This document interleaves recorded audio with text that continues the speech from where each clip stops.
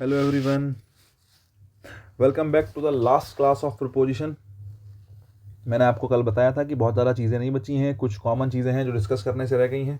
बिना time waste के start करते हैं। आज हमें पूरा करना है चैप्टर, ठीक है। तो बात नहीं करेंगे ज़्यादा, प्रपोजिशन का लास्ट लेक्चर है, ठीक है। चलो अभी मैं शुरू करता हूँ। लास्ट मैंने रिजल्ट पढ़ाया था आपको, है ना। देखो, रिजल्ट से रिलेटेड मैंने बातें बता दी थी कि रिजल्ट के साथ हम क्या लगाते हैं, इन और फ्रॉम लगाते हैं, ठीक है। अगर आपको लगता है इफेक्ट दिखाया गया है किसी बात का तो उसके लिए इन लगाओ, और कॉज दिखाया गया है तो फ्रॉम लगाओ, ठीक है। किसके साथ? रिजल्ट के साथ। रिजल्ट के साथ फ्रॉम भी आएगा, इन भी आएगा। बाकी ये हुज का रिप्लाई वाली बात मैंने बताई थी, ये तो ऑफ आता है। कभी भी हुज का रिप्लाई चाहिए तो आपने किसका यूज़ कर दिया? ऑफ का। वो तो ठीक है, उसमें कोई दिक्कत ही नहीं है। देखो, एक शब्द होता है क्योर, समझ रहे हो। तो क्योर की अगर बात करें तो क्योर के मामले में दो चीज़ें हैं। क्योर एक ऐसा शब्द है जो नाउन भी है, और क्योर एक ऐसा शब्द है जो वर्ब भी है। अगर क्योर नाउन बना है तो इसके साथ फॉर आता है, और वर्ब बना है तो इसके साथ क्या आता है? ऑफ आता है। बस इतना ध्यान रखना, ठीक है। नहीं, इतनी सी कहानी है। मैं एग्जांपल दे देता हूँ बिना टाइम वेस्ट किए। जैसे मैं कहता हूँ कि they have no cure this disease,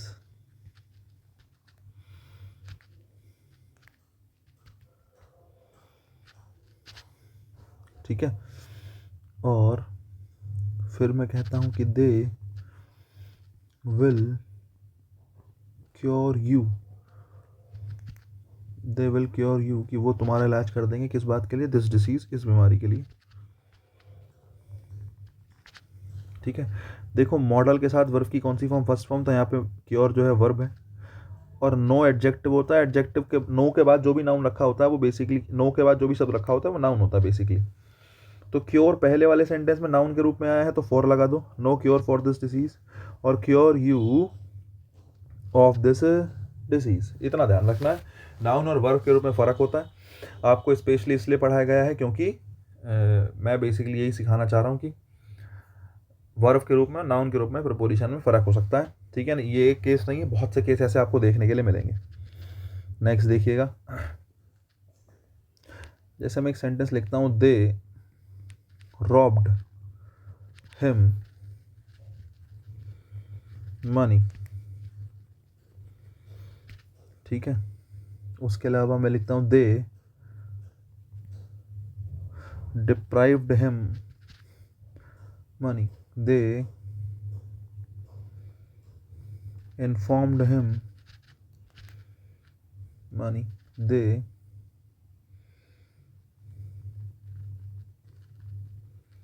वॉर्नड him money. सब में ऑफ आएगा, पता है।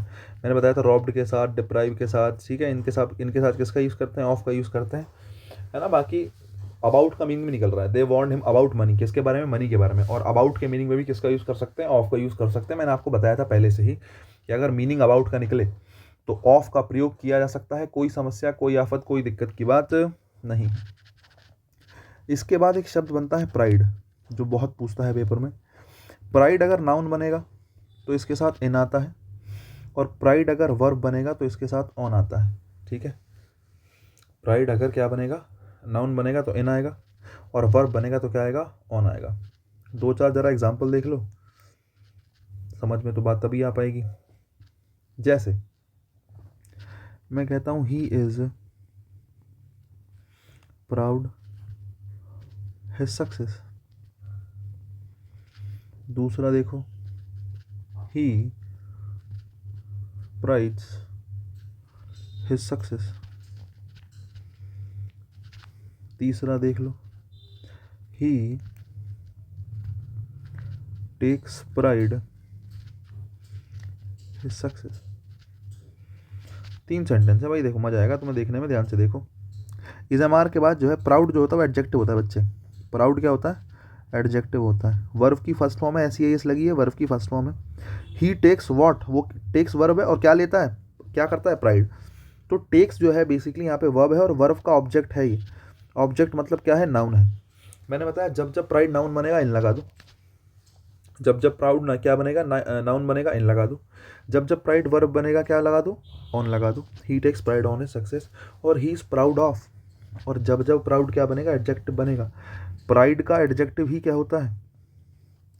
अगर मैं आपसे बात करूं कि मैंने एक लाइन यहाँ, सीधी लाइन कैसे खींचेगी यार, मैं कितना कमज़ोर हो गया हूँ सीधी लाइन में। हाँ ठीक है। एक हो गया प्राउड, ठीक है। तो जनरली प्राउड के साथ क्या आता है, ऑफ आता है, ध्यान रखना। और प्राउड बेसिकली एडजेक्टिव होता है। प्राउड क्या होता है, एडजेक्टिव होता है। प्राइड का एडजेक्टिव प्राउड बन जाएगा, ठीक है नहीं। तो प्राउड के साथ ऑफ आएगा, अगर प्राइड नाउन बना है तो इन आएगा, वर्ब बना है तो ऑन आएगा। तीनों बातें ध्यान रखनी है, मैंने एक साथ आपको बता दी हैं, ठीक है नहीं। बहुत बढ़िया। इसके बाद एक शब्द होता है ड्रीम, समझ रहे हो, सपना देखने के साथ। मैंने अभी ऑफ तो बताया ही था आपको, ऊपर मैंने बताया ड्रीम के साथ ऑफ। ड्रीम के साथ अबाउट भी आता है, समझ रहे हो। किसी चीज़ के लिए महत्वाकांक्षी होना, ड्रीम ऑफ है ना। और जेन्युइनली जो सपना होता है, समझ रहे हो, जो सपना देखने वाला ही जो सपना है वो अबाउट होता है, ठीक है। दोनों में फ़र्क है। अब आप बात करो एग्जाम्पल की, तो ज़रा देखो, मैं कहता हूँ ही ड्रीम की सेकंड फॉर्म ड्रीम्ड बन जाएगी, ही ड्रीम्ड ऑफ या फिर about a successful, he dreamed of या फिर about a successful career in business, ठीक है। एक बात। दूसरी बात, ही ड्रीम्ड ऑफ या फिर about his parents last night. Last night उसने अपने घर वालों के बारे, घर वालों अपने पेरेंट्स को किस में देखा, सपने में देखा। और जब जब सपने की बात होती है तो ड्रीम अबाउट होता है, ऑफ गलत है। ही ड्रीम्ड ऑफ या about a successful career in business, उसने बिजनेस में अपना सक्सेसफुल करियर का क्या किया है, महत्वाकांक्षा करी है, सपना नहीं देखा। सपना देखना मतलब ये नींद वाला सपना है, समझ रहे हो, ये नींद वाला सपना, समझ रहे हो, जो नींद वाला सपना है, ये खुली आंखों वाला सपना है, समझ रहे हो। खुली आंखों से तुम बेसिकली कुछ सोचते हो, समझ रहे हो, कि इमेजिन कर रहे हो कि मैं लाइफ में ऐसा करूंगा, मैं लाइफ में वैसा करूंगा, तो वो बेसिकली वो उसको आप महत्वाकांक्षा कहेंगे कि आपकी इच्छा है कि आप ऐसा करें। तो उस सिचुएशन में ड्रीम ऑफ होता है, ठीक है नहीं, अबाउट गलत है। He dream of a successful career in business, ठीक है। एक कहानी है। ड्रीम के साथ दो प्रपोजिशन है, ऑफ और अबाउट, ध्यान रखना, पेपर में बहुत पूछी जाती है भाई, ठीक है। उसके बाद मेरे पास कुछ शब्द हैं जिनके साथ हमेशा टू का यूज़ किया जाता है, ठीक है नहीं। मेरे पास कुछ शब्द हैं जिनके साथ हमेशा किसका यूज़ करते हैं, टू का। और इनके लिए मैं आपको कुछ शब्द लिख देता हूँ। जैसे सिमिलियर होता है, सिमिलियर टू होता है, इक्वल टू होता है, पैरेलल टू होता है, और इक्विवेलेंट टू होता है। ये चारों एक जैसे ही शब्द हैं, ठीक है नहीं। अगर मैं कहता हूँ एसेंशियल, बेनिफिशियल, और मैं कहूँ कॉन्ड्यूसिव, इन सब के साथ भी किसका यूज़ करते हैं, टू का, ठीक है। ऑब्स्ट्रैकल हो गई कोई, या फिर हिंड्रेंस हो गई, दोनों के दोनों का मतलब बाधा से होता है। दोनों के साथ टू आता है। उसके अलावा एडजेसेंट कोई चीज़ है, समझ रहे हो, बिल्कुल सटा हुआ, एडजेसेंट होता है सटा हुआ। एक्सेप्शन है, एक्सेप्शन के साथ भी क्या ही आता है, टू आता है, ठीक है। उसके अलावा एक होता है हमारे पास इंजूरियस, घातक, और एक होता है डेट्रीमेंटल, खतरनाक। दोनों सेम ही है लगभग, इंजूरियस, डेट्रीमेंटल, दोनों के साथ टू आता है। या फिर एक शब्द होता है हार्मफुल, तीनों एक जैसे हैं, ठीक है नहीं, हार्मफुल के साथ भी टू आएगा। ऑब्जेक्ट के साथ टू आता है। प्रेफर मैं आपको बता चुका हूँ, प्रेफर के साथ भी क्या आता है, टू आता है। सुपीरियर, देखो आई और वाले जितने होते हैं सबके साथ क्या आता है, टू आता है, ठीक है। सुपीरियर टू, है ना। या फिर जो भी कौन से वाले हैं, आई ओ आर वाले हैं, उन सब के साथ क्या आएगा, टू आएगा। उसके अलावा अप्लाई टू और रिज़ाइन टू, ठीक है साहब। और डिवोटेड या फिर लॉयल, दोनों एक ही है। डिवोटेड होना, लॉयल होना किसी के प्रति, मतलब एक तरीके से लगन हो गई, डिवोटेड तो लगन हो गया, लॉयल होना भी एक तरीके से वही है, किसी के कि एक हम सिंगल साइडेडली किसी की साइड आप हो, है ना, सिंगल हैंडेडली। इसके अलावा सक्सीड के साथ डू आता है ना, सक्सीड या सक्सीडेड टू। एक शब्द होता है रेफर, एक होता है रेफर से बनेगा रेफरेंस।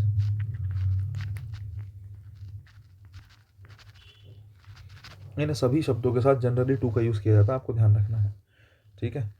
इन सभी शब्दों के साथ किसका यूज़ किया जाएगा, टू का यूज़ किया जाएगा, आपको ध्यान रखना है। बाकी देखो धीरे धीरे एग्जांपल्स में अभी दो चार आपको कराऊंगा तो तुम्हें समझ में आ जाएगा।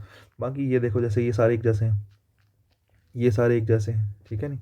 ऑब्स्ट्रैकल और हिंड्रेंस एक जैसा है, इंजूरियस, हार्मफुल और डेट्रीमेंटल सबका सबका सेम मीनिंग है। आई ओ आर वाले जितने भी शब्द हैं सबके सबका सेम मीनिंग है, ठीक है नहीं। ऑब्जेक्ट टू, ये बहुत इंपॉर्टेंट है, पेपर में बहुत बार पूछा जाता है, ध्यान रखना। सक्सीडेड के ऊपर बहुत सारे एग्जाम्पल्स में भी कराऊंगा। प्रेफर के ऊपर मैंने आपको बहुत पहले करा दी है, कहाँ जब मैंने एडजेक्टिव पढ़ा तो प्रेफर के साथ टू आता है, और प्रेफर के साथ मोर जैसे शब्दों का प्रयोग नहीं किया जाता। प्रेफर जो है खुद से ही कंपैरिजन दिखाता है, इसलिए इसके साथ देन नहीं आता, प्रेफर के साथ टू आता है। ये सारी बातें मैंने वही पढ़ा दी आपको, ठीक है नहीं। तो दो चार चीज़ें ही बची हैं, जैसे अप्लाई और रिज़ाइन है। अप्लाई है और रिज़ाइन है, ये दोनों एक दूसरे के अपोजिट बनते हैं।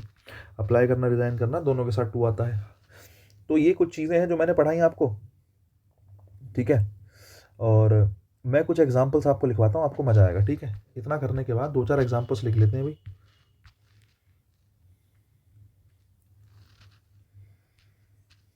देखो सबसे पहले तो जैसे मैं इक्वल की बात करता हूँ, है ना, इक्वल की बात करता हूँ, इक्वल के साथ आता तो टू ही है, बिल्कुल सही बात है।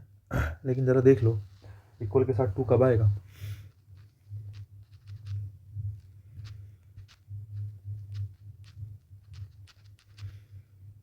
Nothing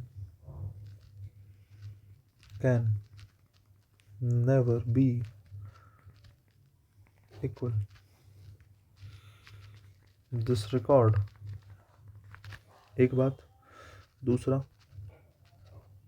nothing can ever equal this record. दो सेंटेंस हैं, दोनों इक्वल से रिलेटेड है, ठीक है। थोड़ा सा और लिख देता हूँ मैं, ठीक है। सक्सीड के बारे में बात करते हैं। जैसे मैं कहता हूँ कि Akbar succeeded his father Humayun.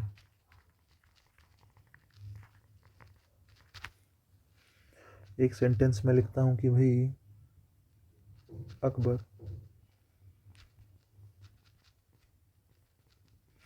succeeded the throne at an early age, at an early age। तीसरा सेंटेंस मैं आपके सामने लिखता हूँ, अकबर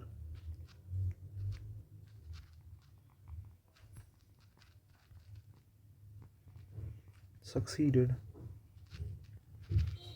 all his plans, ठीक है। सक्सीडेड का ध्यान रखना। उसके बाद आपसे सर्च पूछा जाता है, समझ रहे हो। सर्च के दो अर्थ होते हैं, एक तो तलाशी लेना, ठीक है, और एक नॉर्मल ढूंढना, ठीक है। देख लेना कैसे लिखा जाता है यार, मैं हो सकता है गलती कर दूं।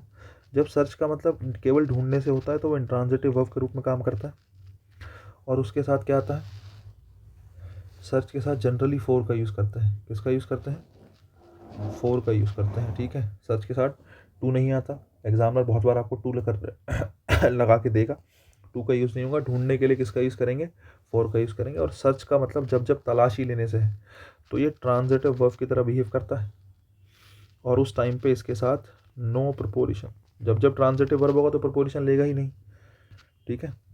मैं कुछ एग्जांपल लिखता हूँ आपके सामने, देखो। जैसे मैं कहता हूँ कि they have searched all the rooms. फिर मैं कहता हूँ दे हैव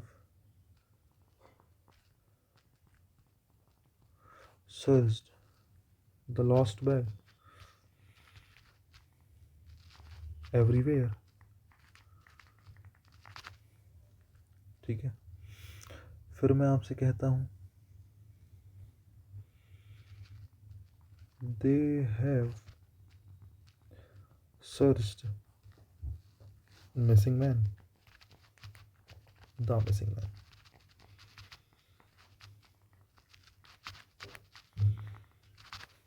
और लास्ट सेंटेंस में सर्च का आपसे कहता हूँ कि दे हैव सर्च्ड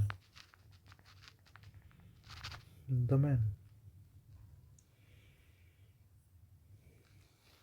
ठीक है, बहुत बढ़िया। इसके अलावा एक होता है सप्लाई, एक होता है प्रोवाइड, एक होता है प्रेजेंट, एक होता है फर्निश। इन सब का जो मीनिंग होता है, मीनिंग क्या निकलता है, किसी को कुछ सौंपना या देना, किसी भी मीनिंग में देख लो, किसी को कुछ सौंपना या फिर देना, किसी को कुछ ना कुछ देना। अगर इनकी बात करें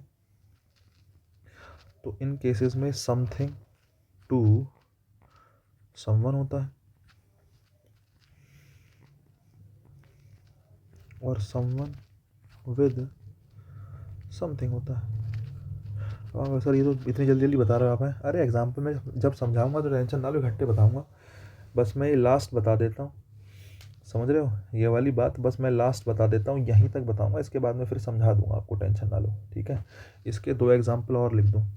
देखो 2-4 बातें साथ में समझाऊंगा तो जल्दी निपट जाएंगी, है ना, क्योंकि ये सब चीज़ें ऐसी हैं जो आपको ध्यान ही रखनी पड़ेंगी। इसमें मैं तुम सोचो बहुत ज़्यादा हेल्प कर दूँ, बहुत ज़्यादा हेल्प नहीं कर पाऊंगा मैं आप लोगों की।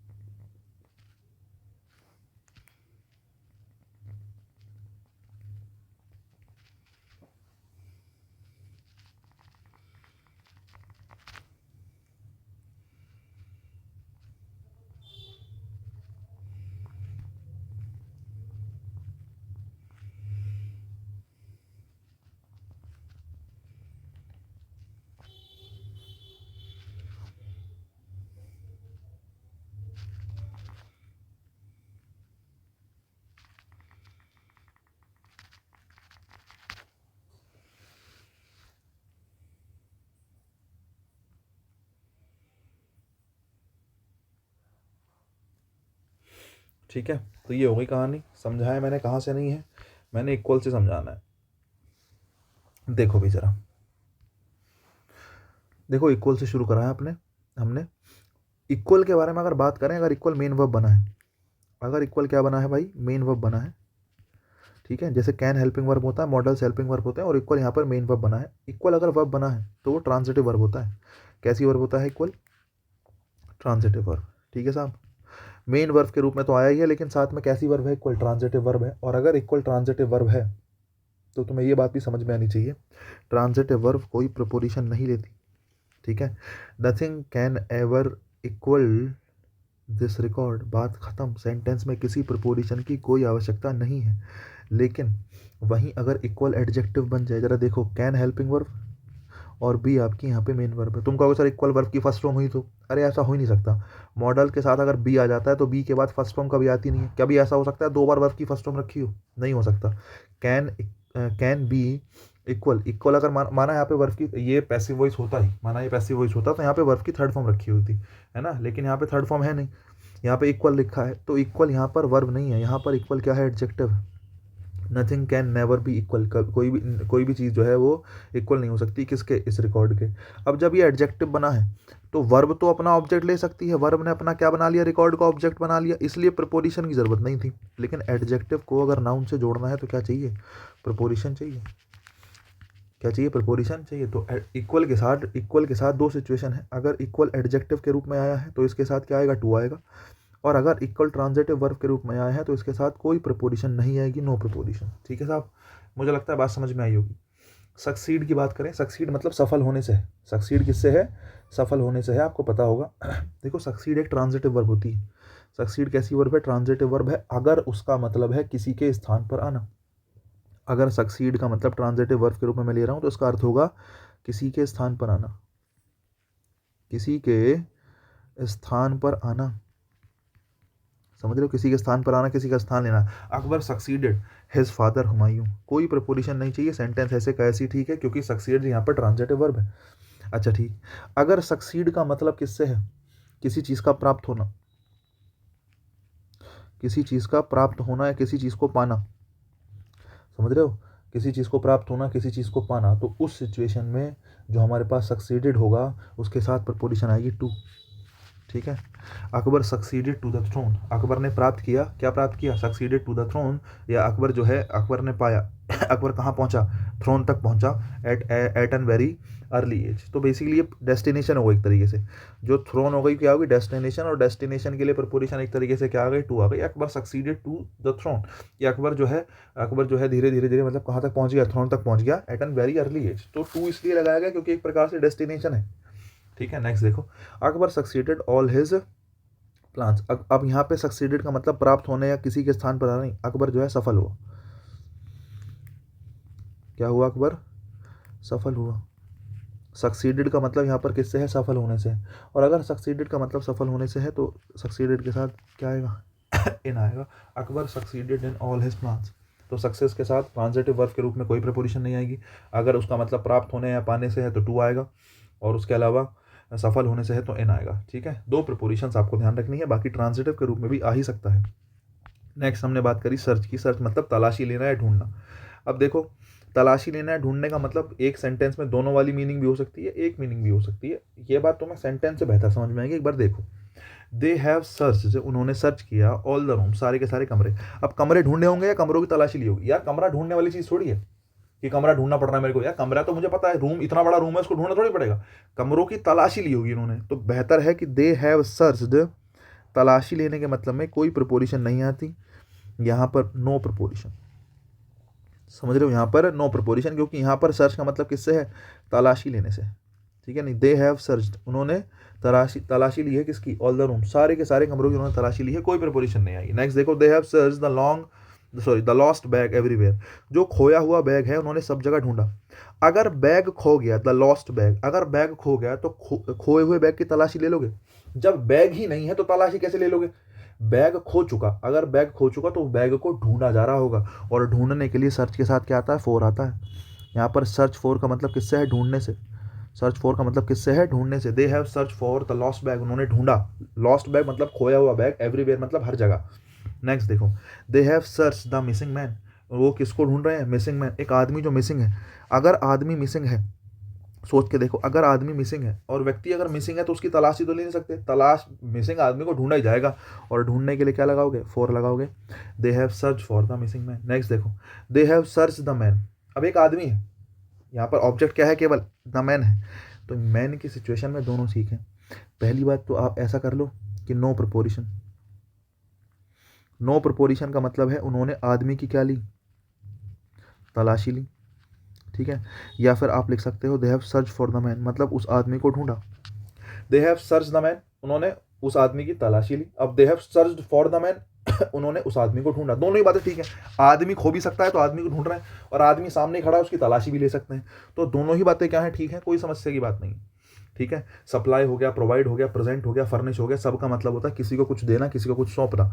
इन सिचुएशन में समथिंग टू समवन, अगर समवन ऑब्जेक्ट होता है तो टू का यूज़ करते हैं, समवन ऑब्जेक्ट होता है तो किसका यूज़ करते हैं, टू का यूज़ करते हैं, और अगर समथिंग ऑब्जेक्ट होता है तो किसका यूज़ करते हैं, विद का यूज़ करते हैं। ठीक है, अगर समथिंग ऑब्जेक्ट होता है तो किसका यूज़ करते हैं, विद का। अब आप ये बात ध्यान रखनी पड़ेगी। ठीक है, सप्लाई, प्रोवाइड, प्रेजेंट, फर्निश, तो दे सप्लाई द टेररिस्ट, वो सप्लाई करते थे टेररिस्ट, और टेररिस्ट को क्या सप्लाई कर रहे हैं, वेपन्स। वेपन्स किस में आएंगे, वेपन समथिंग में आएंगे, और टेररिस्ट समवन में आएंगे। तो सप्लाई के साथ someone with something, someone with something, they supplied the terrorist with weapons, they supplied the terrorist with weapons। next देखो, they supplied the weapons to terrorist। देखो ये रिसीवर है, इसलिए रिसीवर के लिए पता है क्या, रिसीवर के लिए टू प्रपोजिशन है, ठीक है नहीं, और यहाँ पर टुगेदरनेस के लिए विद आया। विद क्यों आया है टुगेदरनेस के लिए। अगर आप रटना नहीं चाहते तो कॉन्सेप्ट भी है कि विद जो है with weapons, they supplied the terrorist with weapons, supply terrorist supply करना है लेकिन वेपन्स के साथ में। तो यहाँ पर टुगेदरनेस दिखा रहे हो कि टेररिस्ट भी है और साथ में क्या भी है, वेपन्स भी है, दोनों चीजें साथ में है। टुगेदरनेस को लगा दिखाने के लिए हमेशा विद आता है। उसके अलावा वेपन्स वो सप्लाई कर रहे हैं किसे, टेररिस्ट को, तो वेपन्स का रिसीवर कौन है, टेररिस्ट है। रिसीवर को दिखाने के लिए क्या लगा दिया आपने, टू लगा दिया। इतनी सी कहानी है और कुछ नहीं। ठीक है साहब, बहुत बढ़िया। मैं कुछ चीज़ें और बताता हूँ साहब, ज़रा एक बार देखिएगा, मेरे साथ लिख लीजिएगा। ठीक है, क्या लिखेंगे ज़रा लिखो मेरे साथ। एग्री, असेंट, असीड, ये होता है सहमत होना। इसका अर्थ किससे होता है, सहमत होने से। उसके अलावा डिसएग्री या फिर डिसेंट, असेंट का अपोजिट क्या बनता है, डिसेंट। इसका मतलब होता है असहमत होना।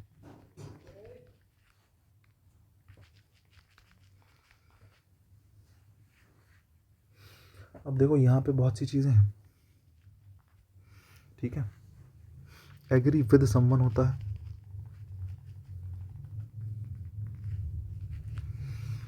ठीक है, एग्री टू समथिंग होता है,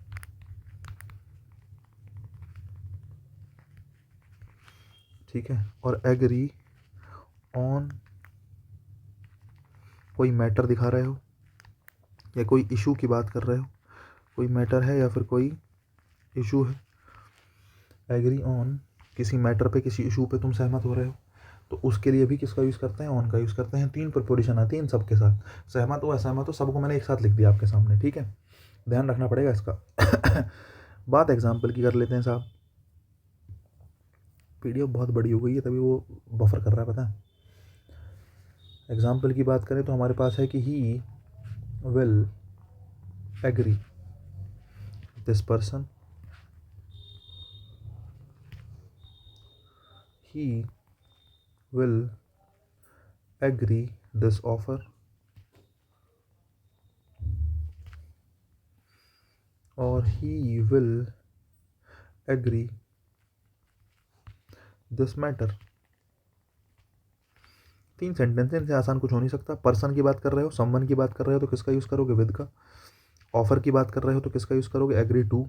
ठीक है नहीं, समथिंग की बात कर रहे हो और मैटर की बात कर रहे हो, कोई इशू की बात कर रहे हो तो ऑन का यूज़ करते हैं। ठीक है नहीं, तीनों प्रपोजिशन मुझे लगता है आपको समझ में आई होंगी।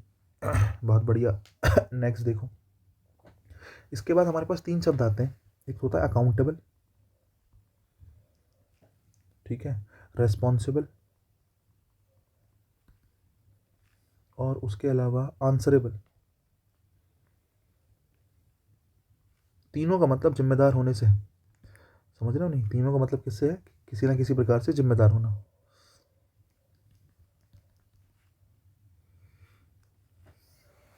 ठीक है, तीनों के तीनों एडजेक्टिव हैं। एबल लग रहा है, एबल एबल वाले शब्द एडजेक्टिव होते हैं। बाकी इनके साथ अगर मैं बात करूं तो इनके साथ अकाउंटेबल फॉर समथिंग, समथिंग मतलब नॉन लिविंग की बात चल रही है, और अकाउंटेबल टू समवन, ध्यान रखना, for something to someone. Example देख लो साहब, मैं आपसे कहता हूं कि everyone is accountable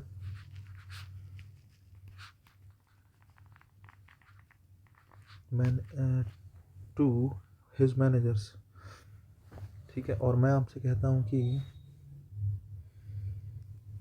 everyone is accountable his duties. देखो, मैनेजर्स की बात करें तो लिविंग है, अकाउंटेबल टू समवन, और ड्यूटीज नॉन लिविंग है, accountable for the duties, accountable for his duties. बस इतनी सी कहानी है, ज़्यादा कुछ ध्यान नहीं रखना। ठीक है, एक चीज़ और मैं आपको बताता हूँ, एक होता है obliged, I am highly obliged to you. ठीक है, इन डेट,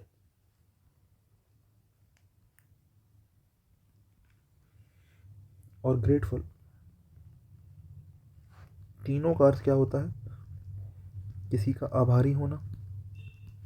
ठीक है, और ऑब्लाइज इन डेट होता है फॉर समथिंग, नॉन लिविंग के लिए फॉर लगाते हैं, और टू समवन, और टू समवन। ठीक है साहब, बहुत बढ़िया। अब बात कर लेते हैं एग्जाम्पल की। मैं आपसे कहता हूँ कि वी आर हाईली ऑब्लाइज्ड, कि हम बहुत ज़्यादा क्या हैं, आभारी हैं।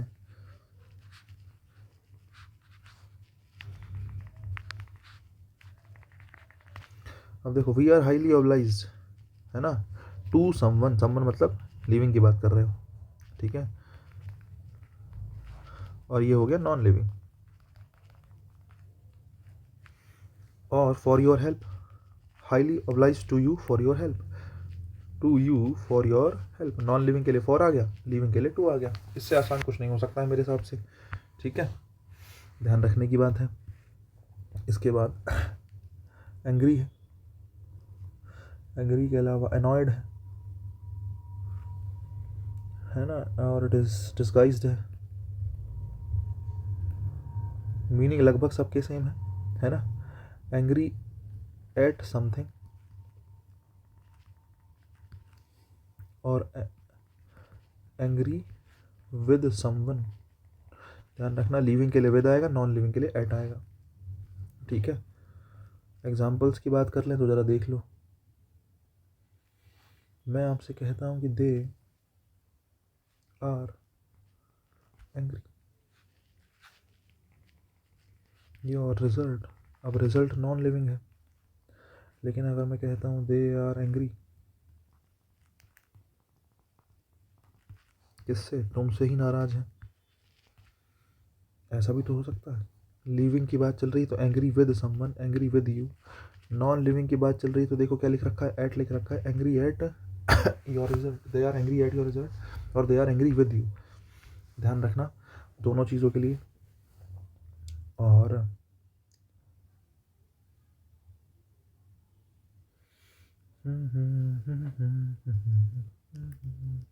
अब देखो, आप लिख सकते हैं शॉक्ड,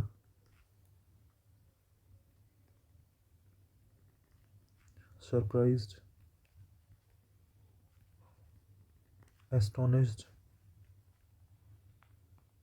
अमेज्ड। सबका मतलब चौंकने से ही है। और शॉक्ड बाय समवन होता है, ध्यान रखना, ये बहुत आता है पेपर में। और आपकी जानकारी के लिए बता दूं, सरप्राइज को लेके मैंने एग्जांपल आपको बताया है, एक्टिव पैसिव में याद करो।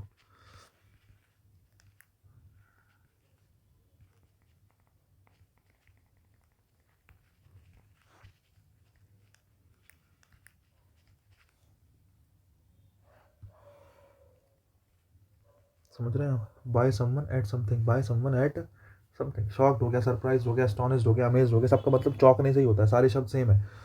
एग्जाम्पल मैं दे देता हूँ कि दे वर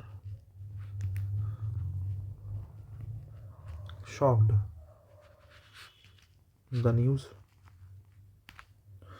और दे वर शॉक्ड द मैन। ये पैसिव वही से, ध्यान रखना।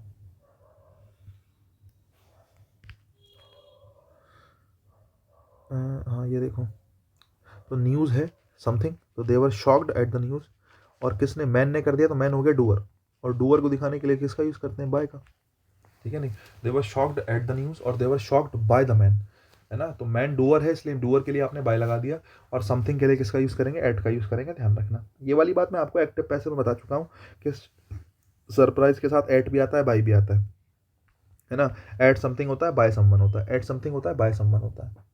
अब तुम कह रहे हो सर ये तो ज़्यादा हो रहा है, कन्फ्यूज से हो रहा है हम तो। देखो, ज़्यादा की बात नहीं है, ऐसा मान के चलो कि दो चार बार एग्जाम्पल यूज़ करोगे ना तो फैमिलियर हो जाओगे, और अगर फैमिलियर हो जाओगे तो फैमिलियर देख लो, फैमिलियर विद समथिंग, ठीक है।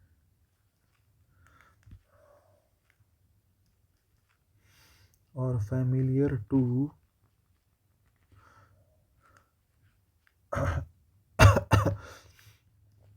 फैमिलियर टू समवन, इतना ही करो, ठीक है। फैमिलियर विद समथिंग और फैमिलियर टू समवन। बात कर लेते हैं एग्जाम्पल की। We are familiar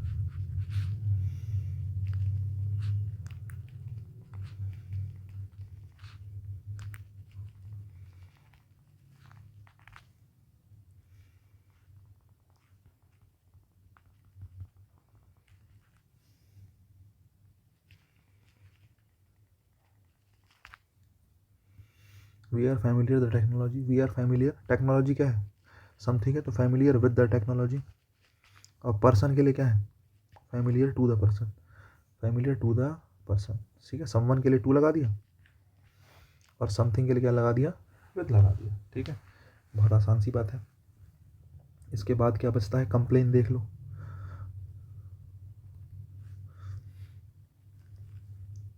complain of something, complain against someone, और कंप्लेन टू, अगर आप receiver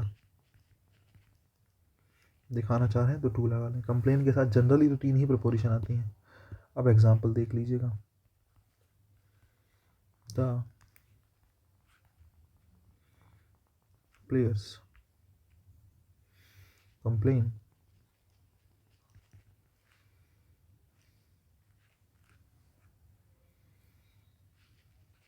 the poor management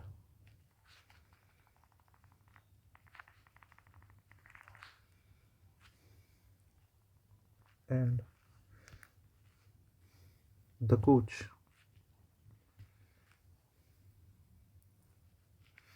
the manager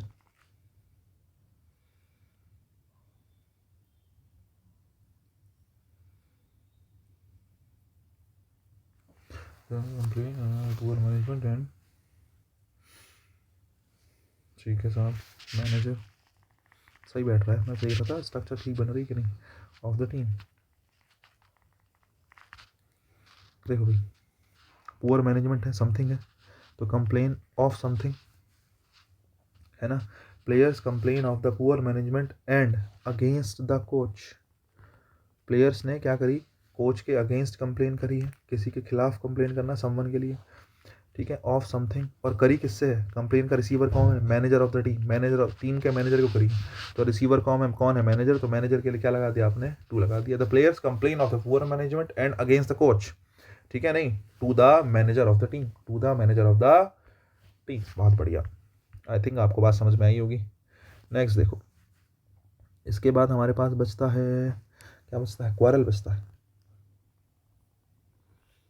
ठीक है साहब। क्वारल विद समवन होता है और क्वारल ओवर समथिंग होता है। क्वारल विद समवन और क्वारल ओवर समथिंग, ठीक है साहब। एग्जाम्पल दे देता हूँ, we never quarrel anyone, we never anything, ठीक है। anyone quarrel, we never quarrel with anyone over anything। यहाँ पर quarrel जो है, लड़ाई हमेशा दो डबल साइडेड होती है ना, और डबल साइडेड के लिए टू साइडेड कन्वर्सेशन कभी भी है, टू साइडेड एक्शन कभी भी है, डबल साइडेड एक्शन कभी भी है, उसके लिए विद का ही यूज़ करते हैं। यही कारण है कि क्वारल के साथ हमेशा विद आता है, ठीक है, नहीं, क्वारल ओवर एनीथिंग, ये हो गई बात। और एग्जाम्पल मैंने दे ही दिया है। इसके अलावा पार्ट आपसे बहुत पूछता है, ठीक है। पार्ट फ्रॉम समवन, ठीक है, और पार्ट विद समथिंग, ठीक है। अब देखो एग्जाम्पल दे देता हूँ, ही parted his friend tearfully, वो अपने दोस्त से अलग हुआ, कैसे, टीयरफुली मतलब एकदम से रोते हुए अलग हुआ, ठीक है, नहीं। और ही parted his luggage, वो अपने लगेज से अलग हो गया, ऑन द बस, अब बस में जो उसका लगेज था उससे वो अलग हो गया, ठीक है, नहीं, मतलब उसका लगेज जो है अलग अलग हो गया और वो अलग हो गया। तो समवन के लिए फ्रॉम समवन, और समथिंग के लिए विद समथिंग, ठीक है। पार्ट फ्रॉम समवन और पार्ट विद समथिंग, ध्यान रखना है, ठीक है। नेक्स्ट आ जाओ, ख़त्म हो ही आया चैप्टर, टेंशन ना लो, 2-3 बातें रह गई हैं, ठीक है, नहीं बहुत ज़्यादा कुछ नहीं बचा है, 2-3 बातें बची हैं, बहुत ज़्यादा कुछ नहीं है, मुश्किल से 10 मिनट की कहानी, 15 मिनट की कहानी है, टेंशन की कोई बात है ही नहीं। जैसे एक होता है पार्टेक, पार्टेक ऑफ होता है टू शेयर, ठीक है, और एक होता है पार्टेक इन, टू पार्टिसिपेट या टू टेक पार्ट इन, ठीक है, नहीं किसी चीज़ में पार्ट लेना, किसी चीज़ में पार्टिसिपेट करना पार्टेक इन होता है, और कुछ किसी चीज़ को शेयर करना पार्टेक ऑफ होता है। खाना वगैरह की बात चल रही है, ठीक है, नहीं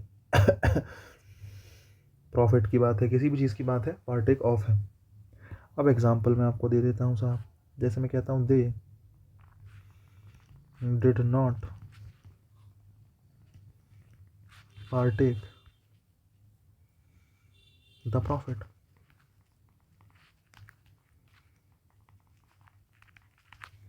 दूसरा देखो, दे डिड नॉट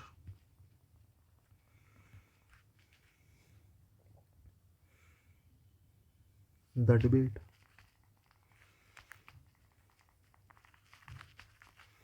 अब ध्यान से सुनना, डिबेट में क्या होगा, डिबेट में शेयर होगा, डिबेट में पार्टिसिपेट होगा, डिबेट में पार्टिसिपेट होगा, और पार्टिसिपेट करने के लिए पार्टेक इन का यूज़ करते हैं, ठीक है, नहीं उसके अलावा they did not partake profit, है ना, उन्होंने क्या शेयर नहीं किया, प्रॉफिट शेयर नहीं किया, तो पार्टेक ऑफ क्या होता है, partake of, they did not partake of the profit, ठीक है, they did not share the profit, कि उन्होंने प्रॉफिट शेयर नहीं किया, ठीक है, ये आ गई कहानी। इसके बाद जंप,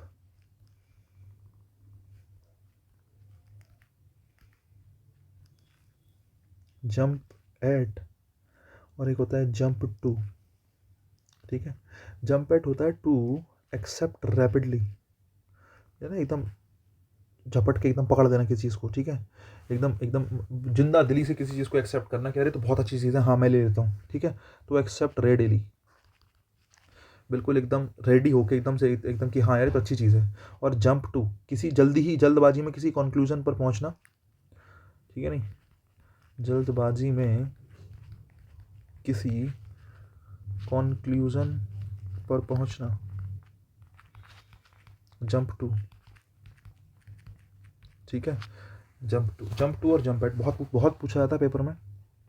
एग्जाम्पल की बात कर लेते हैं, मैं कहता हूँ ही जंप्ड द ल्यूक्रेटिव ऑफर, क्योंकि बहुत ज़्यादा ल्यूक्रेटिव ऑफर था, मतलब बहुत ज़्यादा ऐसा ऑफर था ललचाने वाला, बहुत अच्छा ऑफर था, तो उसने उसको एक्सेप्ट किया होगा। और he jumped the conclusion, he jumped the conclusion, तो he jumped to the conclusion, he jumped to the conclusion, ठीक है, नहीं बिना सोचे समझे किसी निष्कर्ष पर पहुंचना, जंप्ड टू। और जंप्ड एट, है ना, किसी चीज़ को एक्सेप्ट करना बहुत रेडीली, ठीक है, he jumped at the lucrative offer, ठीक है, दोनों बातों को ध्यान रखा जाए, ठीक है। और एक होता है डिफर, ये डिफरेंट वाला ही डिफर है, समझ रहे हो। एक होता है डिफर फ्रॉम, और है डिफर विद। डिफर विद होता है असहमत होना, क्या होना, असहमत होना, ब्रैकेट में लिख दूं टू डिसएग्री, टू डिसएग्री, किसी बात पर असहमत होना क्या है, डिफर विद है। डिफर फ्रॉम होता है to be different, to be different मतलब अलग होना, आपका ओपिनियन है, आप किसी चीज़ से किसी बात से सहमत नहीं हो, असहमत हो, ओपिनियन वाली बात है तो विद लगा लो, कोई चीज़ अलग है, एक चीज़ लाल कलर की, एक चीज़ हरे कलर की है, अलग है अपने आप में, तो डिफर फ्रॉम है वो, ठीक है, टू बी डिफरेंट मतलब अलग होना, ठीक है। डिफर के साथ फ्रॉम और विद दोनों आता है, डिफर के साथ फ्रॉम और विद क्या आता है, दोनों आता है। बात कर लेते हैं साहब एग्जाम्पल की, तो मैं कहता हूँ माई आइडियाज डिफर योर्स, ठीक है, नहीं मेरे जो विचार हैं तुम्हारे विचारों से अलग है ना। और उसके अलावा I never differ my parents,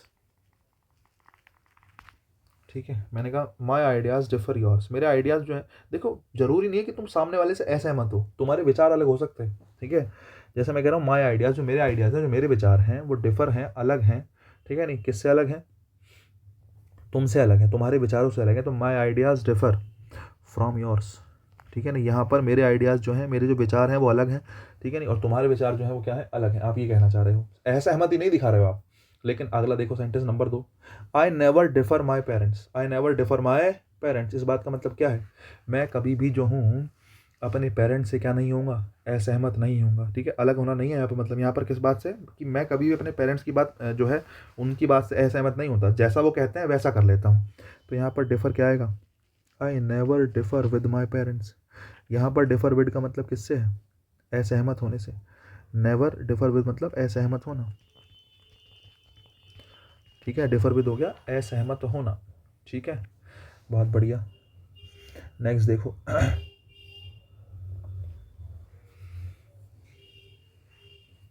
एक होता है डिवाइड। मैं जितनी काम की चीज़ें सारी लिखवा दूंगा भाई, ठीक है। तुम एक बार जब जाओगे ना पेपर में, तो पेपर से पहले एक बार रिवाइज कर जाना इसको, किसी भी पेपर में जा रहे हो, ये नहीं इसके अलावा इन नंबर ऑफ एग्जाम्स, एसएससी वैसेससी कहीं बैठ जाओ, यहाँ से बाहर जाएगी नहीं बात। डिफर, एक होता है डिवाइड, है ना, divide into, to make parts, किसी चीज़ के हिस्से करना, टू मेक पार्ट्स, या किसी चीज़ के क्या करना, हिस्से करना। और एक होता है divide among, to distribute, to distribute, किसी चीज़ को बांट देना, डिवाइड अमंग है, ठीक है। किन लोगों के बीच में बांटना है तो अमंग लगा देते हैं। एग्जाम्पल दूंगा तो समझ में आएगा। मैं आपसे कहता हूँ कि they will divide the money, they will divide the money equal parts, ठीक है, एक बात। और दूसरा, they will divide the money all participant, वो जो है सारे पार्टिसिपेंट्स में क्या कर देंगे, बांट देंगे पैसे को, नहीं, पार्टिसिपेंट्स में क्या कर देंगे, बांट देंगे, डिस्ट्रीब्यूट कर देंगे। भाई 10 लोग थे, 10 में बांट दो अलग अलग, तो डिस्ट्रीब्यूट करने के लिए क्या आएगा, अमंग आएगा। They will divide the money among all the participants. उसके अलावा हिस्से करना है तो they will divide the money equal parts, equal parts में हिस्से करना, और हिस्से करना है तो मनी के साथ क्या आएगा, डिवाइड के साथ क्या आएगा, इनटू आएगा।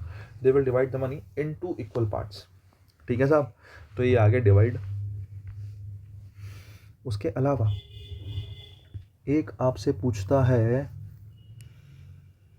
देखो 2-3 चीज़ें हैं जो ध्यान रख लो, डायरेक्ट याद रख लो, ठीक है।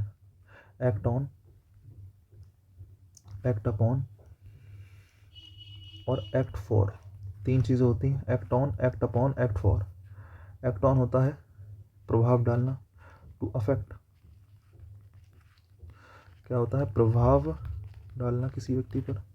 एक्ट अपॉन, टू फॉलो, किसी को क्या करना, फॉलो करना। और act for, to represent someone, किसी के स्थान पर किसी को रिप्रेजेंट करना, टू रिप्रेजेंट समवन,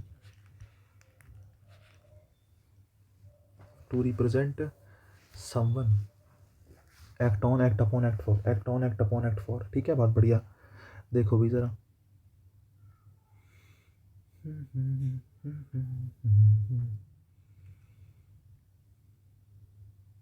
एग्जाम्पल दूँ, एग्जाम्पल दे देता हूँ, एक बार ले लो एग्जाम्पल भागे भागे, ठीक है, ज़्यादा नहीं तो एक एक एग्जाम्पल दे देता हूँ। वैसे तो मैं सोच रहा था ज़रूरत नहीं पड़ेगी, लेकिन फिर मुझे पढ़ के लगा कि तुम कंफ्यूज हो जाओगे।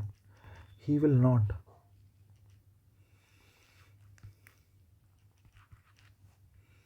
योर एडवाइस, पहला सेंटेंस। दूसरा, your advice will not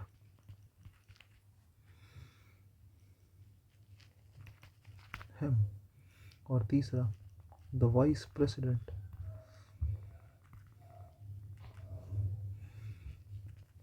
acted the president. देखो पहला सेंटेंस देखो, मैंने कहा दे will not act your advice, कि वो तुम्हारी एडवाइस को क्या नहीं करेंगे, फॉलो नहीं करेंगे। और फॉलो करने के लिए क्या आता है, एक्ट अपॉन आता है। They will not follow your advice. Next देखो, your advice will not act, तुम्हारी जो सलाह है उस पर वो प्रभाव नहीं डालेगी। हिम मतलब उस व्यक्ति पर वो प्रभाव नहीं डालेगी, और प्रभाव डालने के लिए एक्ट ऑन आता है। Your advice will not act on him, उस पर वो प्रभाव नहीं डालेगी। नेक्स्ट देखो, the vice president acted the president, जो वाइस प्रेसिडेंट है वो किसको रिप्रेजेंट कर रहे हैं, फिलहाल प्रेसिडेंट को, क्योंकि कई बार वाइस प्रेसिडेंट एक्टिंग प्रेसिडेंट की तरह काम करते हैं, ठीक है नहीं।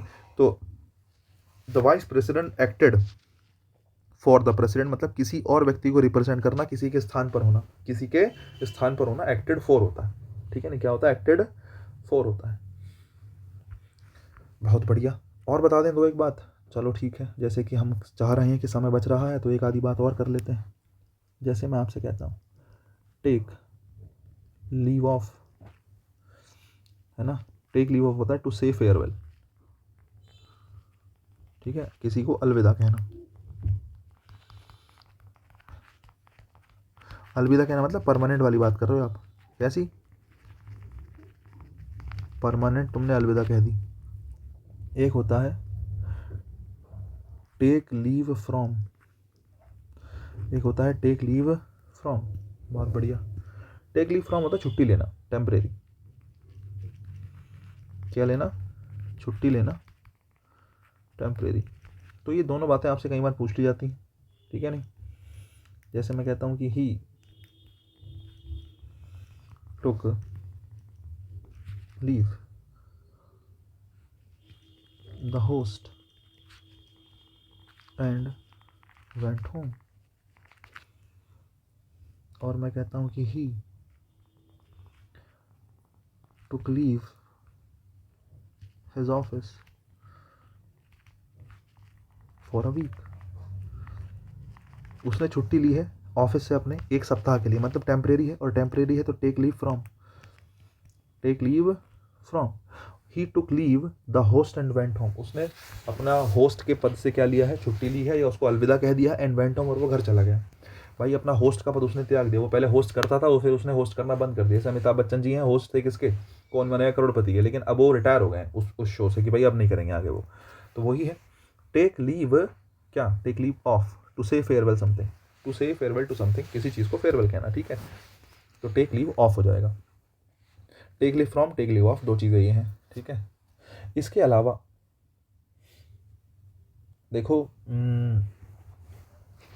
बहुत सी चीज़ें ऐसी भी होंगी जो भी मैं आपको बताऊंगा, ठीक है नहीं, ऐसा नहीं है कि जो तुम सोच रहे हो प्रपोजिशन कंप्लीट हो गई या ऐसा है। काम काम की चीज़ें मैंने आपको सारी बता दी, ठीक है नहीं। लेकिन हाँ, दो चार बातें अभी हैं जो मुझे लगता है आपको बताने की आवश्यकता है। वो मैं आपको जब मैं प्रैक्टिस शीट्स कराऊंगा उस टाइम पे कराते कराते, इस अगली क्लास हमारी प्रैक्टिस शीट की ही होगी, तो उसको कराते कराते कराते बीच में जितनी भी चीज़ें आएंगी मैं आपको बताता हुआ चलूंगा, ठीक है, टेंशन ना लो। लेकिन हमने बहुत कुछ पढ़ लिया है प्रपोजिशन में भाई साहब, आप अगर देखोगे मैंने इसमें पेजेस बंद कर रखे हैं, नंबर ऑफ पेजेस वाला सिस्टम बंद कर रखा है, लेकिन तुम देखोगे तो इतनी प्रपोजिशन हमने पढ़ ली है कि आपको मोर देन रिक्वायर्ड है, समझ रहे हो, मोर देन रिक्वायर्ड है, सारा प्रपोजिशन ही है यार, सब कुछ हमने पढ़ा है। 6 क्लासेस में हमने मुश्किल से प्रपोजिशन कंप्लीट करी है, 6 या 7 क्लास हुई होंगी, 6 क्लास ही हुई, ज़्यादा नहीं हुई है, ठीक है। तो इतनी सारी प्रिपरेशन हमने पढ़ी है, बड़ी तसल्ली से, बड़ी बढ़िया से। मैंने आपको कुछ बेसिक्स सिखाने की कोशिश करी है, जितना मेरे से बेहतर हो पाया मैंने कोशिश करी है। आप भी एक बार मेहनत कीजिएगा। दूसरी बात, preparation is a kind of chapter कि आप एक बार पढ़ के नहीं कर सकते। एक बार तुमने पढ़ लिया, जो ये नोट्स हैं इसको दोबारा से पढ़ो, जितना मैंने आपको बता दिया है इस सबको दोबारा से पढ़ो कि भाई हाँ ये बात बताइए इसको, ठीक है दोबारा से पढ़ लेते हैं। तो नोट्स जो प्रिपरेशन के मैंने आपको दिए हैं वो सब के सब आपको दोबारा से पढ़ने हैं। एक बार जो नोट्स बना लोगे, देखो सबसे बेहतर है कि आप अपने नोट्स खुद बनाओ, समझ रहे हो, जो आपने नोट्स बनाए हैं एक बार, ठीक है, कॉपी वाले जो नोट्स आपने बनाए हैं उसको बेहतर से बेहतर एक दो बार रिवाइज कर दो सही करके पढ़ के, ठीक है। अगर आप उसको रिवाइज कर दोगे तो बढ़िया हो जाएगा काम, बिल्कुल आपको लगेगा कि हाँ यार आपकी तैयारी अच्छी हो गई है। और आपकी जानकारी के लिए मैं बता दूं कि आज हमारा सिलेबस जो है, थ्योरी की जो है हमारी बात है वो आज ऑलमोस्ट खत्म हो गई है। हमने कंपटीशन का सिलेबस थ्योरी के रूप में तो कंप्लीट ही कर लिया है। एक दो तीन चार क्लास और हैं मेरे पास जो पढ़ाने के लिए हैं, 3 4 5 क्लासेस कुछ और हैं जो मैं आपको अभी और दूंगा। बाकी हाँ, सिलेबस आपका कंप्लीट हो गया ऑलमोस्ट, ठीक है। वोकेबलरी वगैरह की बात करें तो मैंने आपको सब पीडीएफ वगैरह प्रोवाइड कर दी हैं। प्रैक्टिस क्लासेस आपको लगातार मिल ही रही हैं, प्रैक्टिस क्लासेस करो मेरे साथ, ठीक है नहीं, बढ़िया से प्रैक्टिस करो और थोड़ी मेरी अप्रोच लो कि मैं कैसे चीज़ों को सॉल्व करता हूँ, उस हिसाब उस चीज़ को देखो और अपने एंड से भी प्रैक्टिस करते रहो। पीडीएफ वगैरह आपको टाइम टू टाइम मिल ही रही होंगी। कोई शिकायत, कोई समस्या, कोई दिक्कत हो तो आप मुझसे बताओ कि हाँ सर ये वाली चीज़ है, ठीक है। और फिलहाल खैर आज के लिए इतना रखते हैं, बाकी काम कल करेंगे। फिलहाल के लिए सभी को tata bye bye, good night.